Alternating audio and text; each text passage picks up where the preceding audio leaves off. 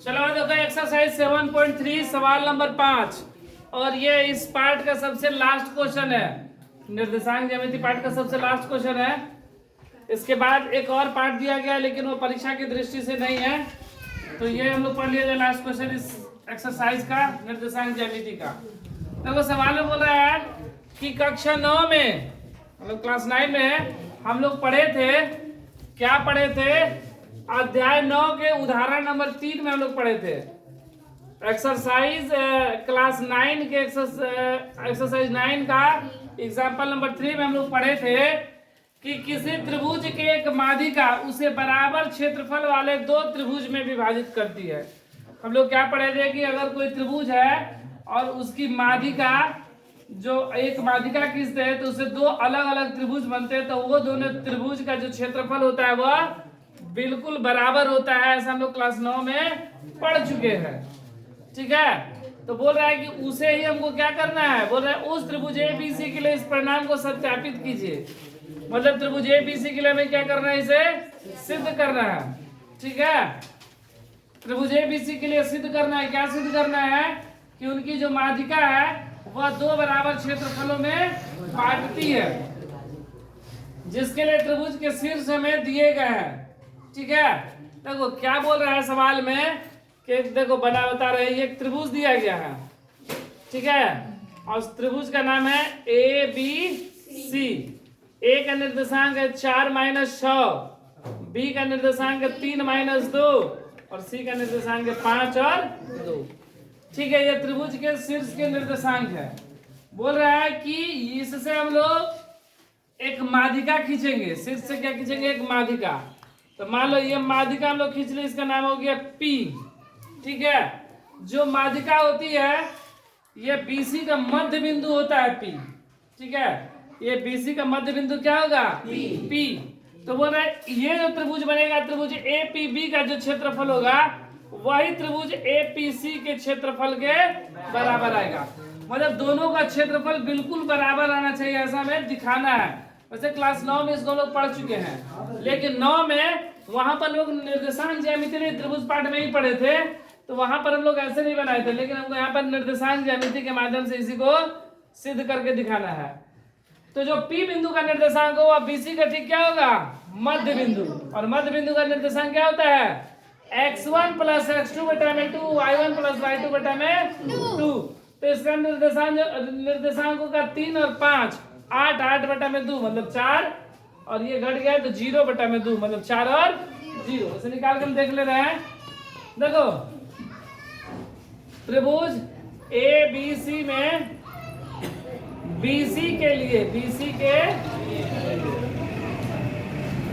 लिए x1 y1 x2 y2 कितना है, 3 - 2 5 2। बीसी के मध्य बिंदु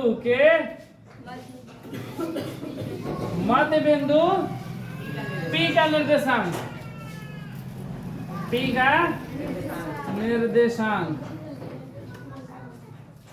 बराबर x1 + x2 बटा में 2 और y1 + y2 बटा में x1 का मान 3 प्लस x2 5, y1 - 2 और y2 2 बटा में 2, 5 3 8 बटा में 2 और ये कट गया ना, तो कितना हो गया 0 बटा में 2, कट गया 2 चौके 8, 4 और कितना है पी का निर्देशांक 4 और 0। अब हम लोग क्या करेंगे, दिखाएंगे कि त्रिभुज ए बी पी का जो क्षेत्रफल होगा त्रिभुज ए सी पी के क्षेत्रफल के, तो दोनों का त्रिभुज का क्षेत्रफल निकालेंगे और दोनों बिल्कुल बराबर आएगा, ठीक है। त्रिभुज ए बी पी में x1 y1 x2 y2 x3 y3 कितना 4 - 6 3 - 2 4 0। हम लोग क्या निकालेंगे इसका क्षेत्रफल ना, त्रिभुज ए बी पी का क्षेत्रफल बराबर 1/2 23 31 12 ना, x1 y2 minus y3 23 x2 31 12 23 31 12 1/2 x1 का मान y2 y3 plus x2 y3 y1 minus का 6 ना, y1 का मान माइनस का 6, माइनस पहले से है तो ये -6 और x3 4 y1 -6 और y2 -2 4 into -2 plus 3 minus minus plus 4 -6 minus minus 1/2 4 दूनी -8 प्लस 3 गुणे 6 प्लस 4 गुणे -4 1/2 -8 प्लस 36 अच्छा चौके 1/2 माइनस प्लस तो 18 में से 8 गया, क्या बचेगा 10 -16 ये क्या बचा, प्लस का 10 माइनस का 16 में से 10 गया माइनस का 6 1/2 -6 3 माइनस का 3, इसलिए त्रिभुज ए बी पी का क्षेत्रफल बराबर 3 वर्ग मात्रक फिर हम लोग निकालेंगे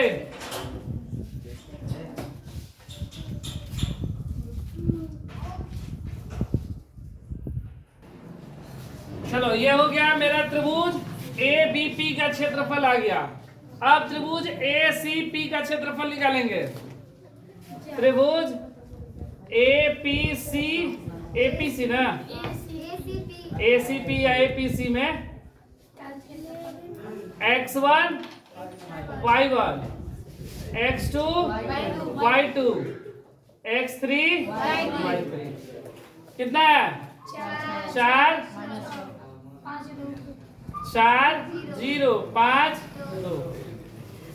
त्रिभुज ए पी सी का क्षेत्रफल बराबर 1/2 x1 23 y2 minus 23 31 y3 minus y1 plus x3 y1 minus y2 23 31 x1 का मान y2 का मान 0 ना, अब y3 2 plus x2 y3 minus y1 minus का 6 x3 y1 माइनस y2